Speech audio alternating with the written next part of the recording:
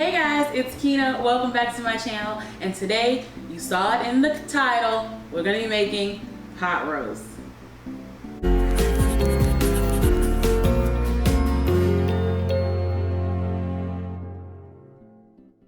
So what's up, I've been traveling a little bit, so I didn't get a chance to see you guys last week. And to be honest, I am a little bit tired, which is why I decided, you know what, today is gonna be one of those set it and forget it kind of meals. We're gonna be using the pressure cooker. It doesn't matter if you have an Instant Pot. I have an Emerald Lagasse. It does not matter. I actually have an Instant Pot too somewhere. But it doesn't matter which pressure cooker you have, even a slow cooker, but the recipe obviously will be a little bit different.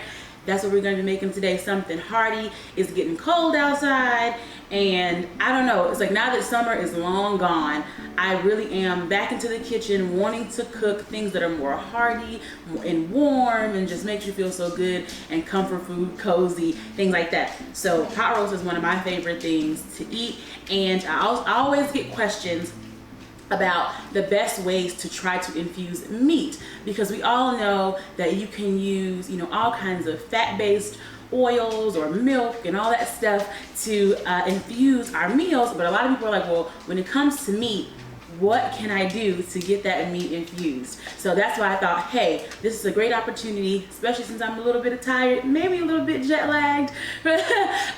So it's a great opportunity to cook some meat, but also have it be super easy peasy. So we're gonna get started with that. Now the ingredients that you're gonna need to get started for this one are 2 pounds of chuck roast, mushrooms, beef broth, thyme, garlic, onion.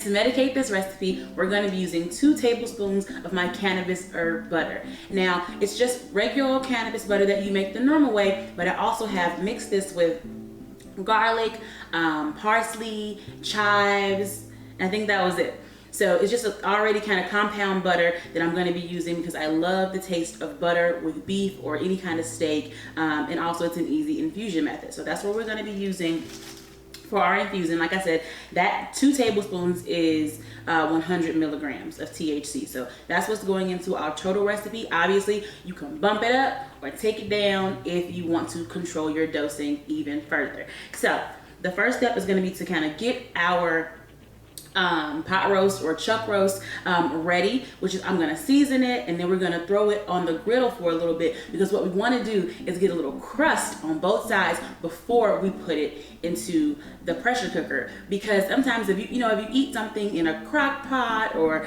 Instant Pot or wherever, it can kind of have like a soggy, wet kind of consistency. So we want to kind of have a little bit of rigidity left in the meat, so we really want to get that crust on there and get the seasoning in there really good as well. So that's going to be our first step. We're going to jump right in and get the pot roast seasoned, and then I'm going to put it over on the griddle.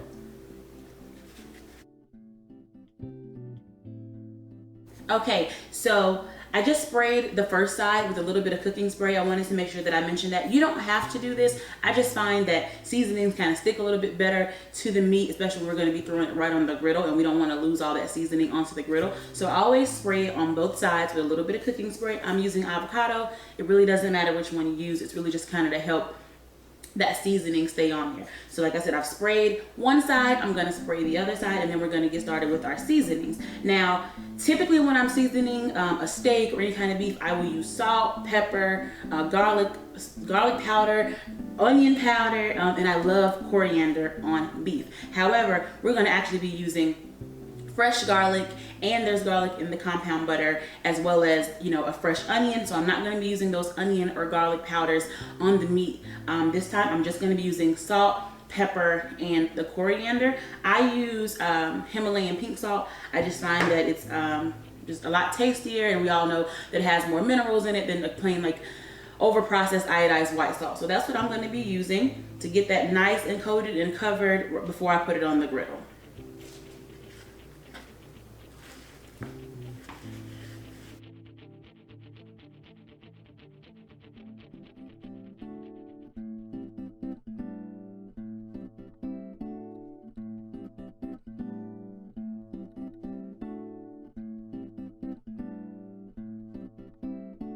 Okay, so now that we have our good crusty seasoning on here, I'm gonna put it on the griddle. Now you wanna make sure it's on high heat. Now you could do this in a skillet. If you don't have a griddle in the middle, kind of like how my stove is made, you can do this in a cast iron or even a stainless steel skillet. Same, it's just we wanna sear it to get that hard crust on either side of our roast. So I'm gonna put this on here 5 minutes on each side, and then we'll get it into the pressure cooker. But for right now, that's it. Very, very easy. Like I said, I'm a little bit tired today, so we're keeping our recipe super simple. 5 minutes on each side, that's what we're gonna do.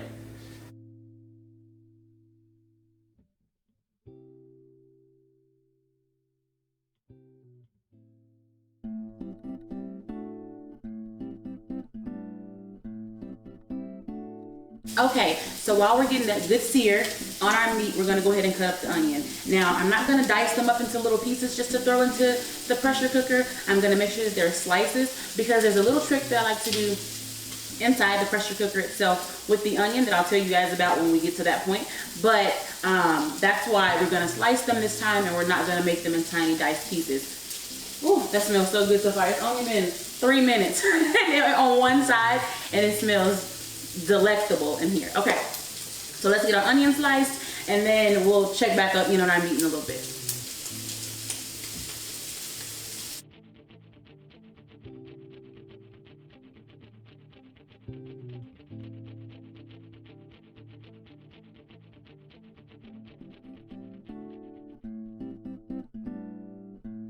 Okay, so our timer's going off, so it's time to flip that roast over, so I'm gonna go ahead and do that.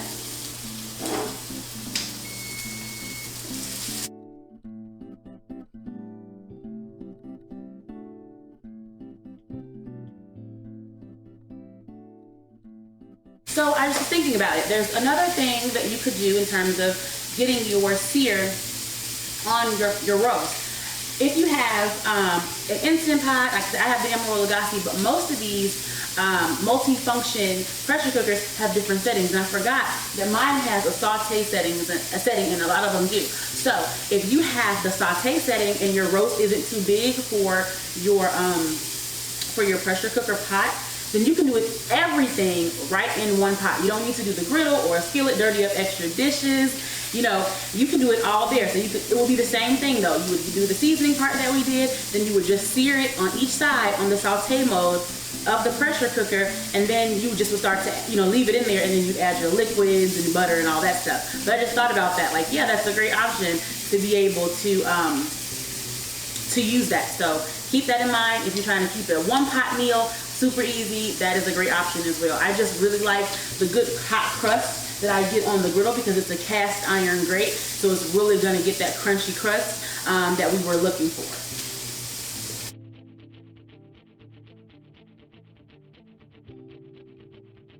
Okay, so the meat is just about done searing. It's getting a little bit smoky. See, boom, there is the timer. Turn that off, and I already cut the heat off just so, because it's getting a little bit smoky in here. So now here comes the set it and forget it part. We're going to be piling everything inside of our pressure cooker bowl. And like I said, a little trick. So what I like to do is, you don't even want to separate these onion pieces. We're going to lay them and make kind of a bed at the bottom of the pot. Now what that does is, not only is it going to help obviously get those good flavors in there on the pressure cooker setting, but it creates kind of this barrier between the meat and the bottom of the pan, because it's going to get super, super hot, and sometimes your meat can stick, right? So you don't want your meat to stick in there. You don't want to lose anything. So what happens is you put these and you make a little bed, and then we're going to put the meat on top of the onions, and that's going to keep it from over browning at the bottom, because we've already got our crust on it, and it's going to keep meat from sticking to the bottom. So we're going to add that bed of onions, and on top of that will go our meat, which, like I said, this is done crusting. It looks really beautiful and it smells amazing. So that's pretty much it. We're going to put that bed of onions in here, and then we're going to put our meat, and then that's where we're going to finish off with like our mushrooms and garlic, thyme, all that fun stuff that we also were wanting to add.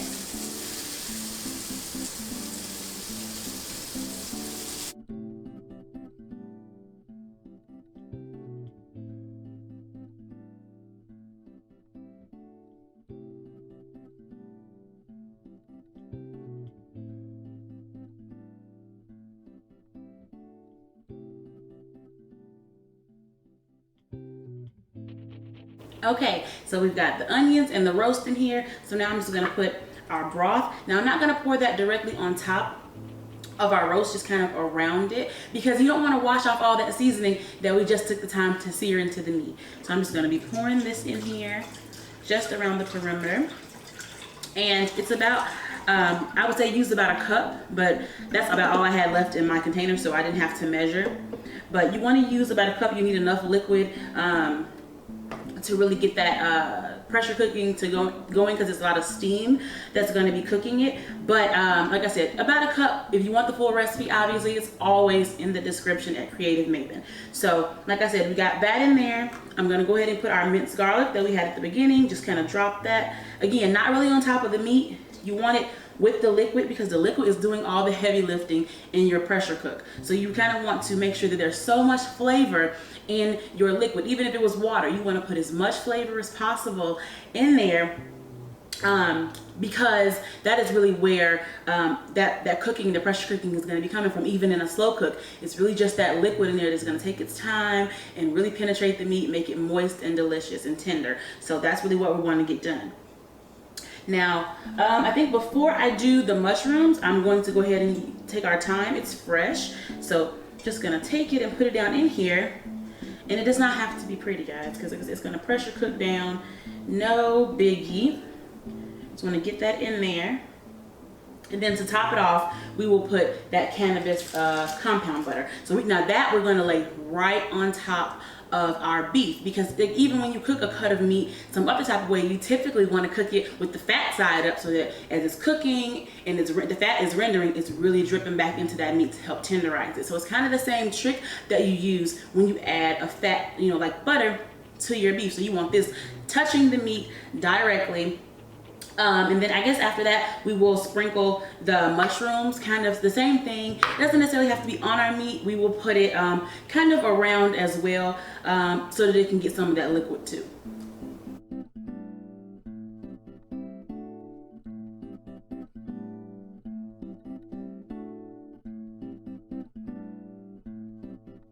Okay, now our roast is beautifully dressed. It's ready. It smells amazing. You're almost tempted to taste it, but remember, the inside is not cooked because we just seared it on either side. So I don't know, unless you want some rare roast, don't taste it. All right, so we're gonna go ahead and now finally get to the part that's easy peasy, or easiest peasiest, I guess I should say. We're gonna go ahead and put it in our pressure cooker. Remember, it doesn't matter if it's an Instant Pot, whatever brand, it does not matter. Now, I know it's tempting sometimes when you're using a pressure cooker to use some of the presets. Now mine has like a beef, chicken, fish, rice, all those settings, and it's very tempting to be like, you know what, yeah, that's beef, and then just kind of hit that and go. Now I'm sure it probably could work, but we just want to make sure we have the most tender, delicious pot roast that we can have, that's good and hearty, and we give it a chance for all those flavors that we put in here to really get inside the meat. So we're gonna go manual. We're just gonna do I don't know if you have high or low, depending, but basically if you have high, you want to cook it on the high setting for 1 hour, okay? And then after that 1 hour has kind of commenced, we're gonna just like set it and forget it, and then when it's done, we're going to let it rest and naturally release that pressure for 15 minutes. Now, I know all pressure cookers have a quick setting, so like when it's done cooking, you can kind of release that steam and start eating. And sometimes, depending on the day, if we're trying to get dinner or I started cooking late, I will use the quick release quite often, but we're gonna start early on this one. Like I said, it's a set it and forget it. You're gonna do this way before you're ready to eat dinner, and it's still faster than like a crock pot or a slow cooker. So 1 hour on high, not any of the presets, guys, and then you're gonna let it also naturally bring the pressure down. Okay, so we're gonna let it naturally depressurize for at least 15 minutes after that hour is finished, and then we can dig in. And really, honestly, we haven't made any sides, so whatever side dishes you like with your pot roast, mac and cheese or whatever the case may be, that's what you can be doing during that hour and 15 minutes, so that you're not even just sitting there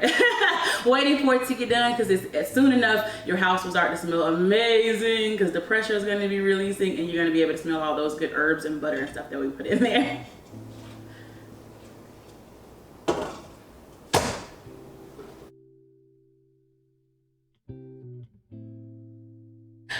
Okay guys, we have had a full hour, 4-hour pot roast to cook, and I did let it go ahead and depressurize for 15 minutes naturally, so it was really easy to take the lid off, and I'm ready to taste it. Now I checked it out and it looks really tender, so I'm going to show you guys inside the pot, and then we're going to see if we can get a little bit out so that we can taste test it, because you know when you pressure cook the meat, it's going to be super tender and falling. There's no bone on this one, but you know, fall off the bone tender. So hopefully we can get a little bit out so that I can show you guys really up close, and then we can get a chance to taste it. So let's take a look.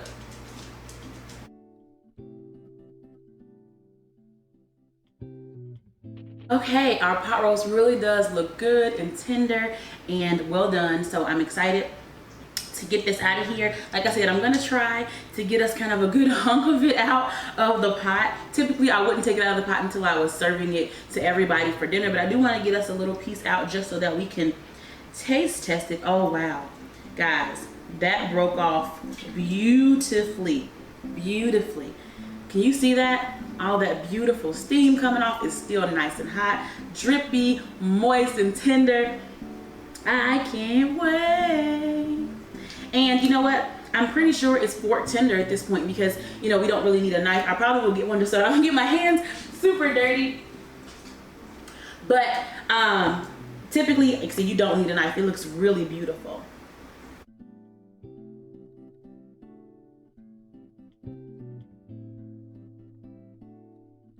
Like I said, I really didn't need that knife. I just was trying to keep my hands clean, but it was fork tender, really just pulled apart with super ease. This was a Black Angus chuck roast, but like I said, you can use anything. That pressure cooker really will get it nice and tender. So the best part, let's taste it. Food dance. I'm not even ashamed about my food dancing, y'all. When it's good, it's good. I can taste everything. I taste that thyme, the salt, oh my gosh, the pepper, everything that we put in there, the garlic, the butter. I taste it all. So this turned out really great.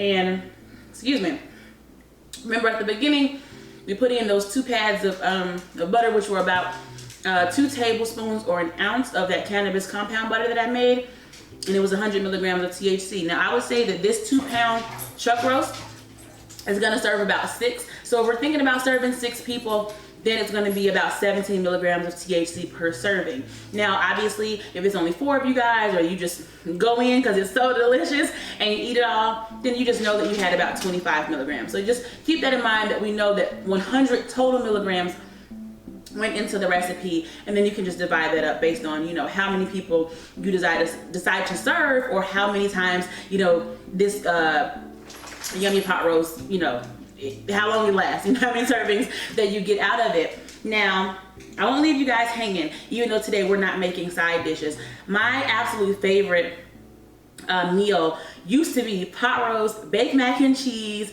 and collard greens. Now, so if you're thinking about like, okay, Kina, what are the sides that we're gonna have with this delicious infused meat? Mac and cheese and collard greens with a little hot sauce, child, you cannot go wrong. Okay, so those are great. I eat keto now, so I will not be having mac and cheese. I think tonight I'm probably gonna make a cauliflower mash that is loaded with bacon and cheese and sour cream and that kind of thing, and probably do I don't know, maybe some broccoli or green beans on the side. So it's really like a lot of vegetables and the meat, and then that fat from the butter, just because I choose to eat keto. But those are some really good options. Or a traditional mashed potato. Like I said, I'm gonna do cauliflower mash, but a traditional mashed potato or baked potato, even sweet potatoes, anything goes great with this. That's the thing about having these warm and hearty meals. We can start having those heartier, heavier sides as well. So I hope you guys enjoyed this video. I hope it answered some of your questions about how do I infuse meat. You know, we're going to infuse so many things, but what about meat? So I hope you guys enjoy this and you give it a shot. If you do, let me know.